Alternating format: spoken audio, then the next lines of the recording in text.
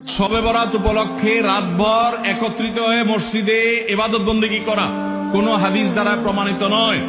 এবং দিনের বেলা যে রোজা, এই রোজা শবে বরাত উপলক্ষে না, এটা হলো শাবান উপলক্ষে রোজা। এই রোজা হলো আইয়াম বীজ উপলক্ষে রোজা। নবী করিম সাল্লাল্লাহু আলাইহি ওয়াসাল্লাম শাবান মাসে এমনি বেশি বেশি নফল রোজা রাখতেন, সেই হিসাবে আপনিও রাখবেন। আবার আইয়াম বীজ 13, 14, 15 রোজা রাখতেন, সেই হিসাবে রাখবেন। আপনি আল্লাহর ক্ষমা, এই রাতে আল্লাহ তাআলা বান্দাকে সাধারণ ক্ষমা ঘোষণা করেন, হিংসুক ছাড়া, মুশরিক ছাড়া। এই রাতের এই ফজিলত পাওয়ার জন্য আপনি চেষ্টা করলে সেটা ভালো, আল্লাহর কাছে ক্ষমা লাভের চেষ্টা করবেন, কিন্তু বেদাতি কোন পন্থায় না। অনেকে বলে যে এত রাকাত নামাজ, অমুকটা অত সূরা এত রাকাতে পড়তে হবে, এগুলা মন গড়া কথাবার্তা, এগুলার কোনো ভিত্তি কোরআন হাদিসে নাই। আবার অনেকে মনে করে হালুয়া রুটি খাইতে হবে, আতশবাজি করতে হবে, আলোকসজ্জা করতে হবে। শবে বরাতকে কেন্দ্র করে যা হয় তার বেশিরভাগই বেদাত এবং ভুয়া, মন গড়া ভিত্তিহীন, এগুলার কোনো অস্তিত্ব কোরআন হাদিসে পাওয়া যায়। আল্লাহ আমাদের সবাইকে সুন্নাহ মেনে চলার তৌফিক দান করুন।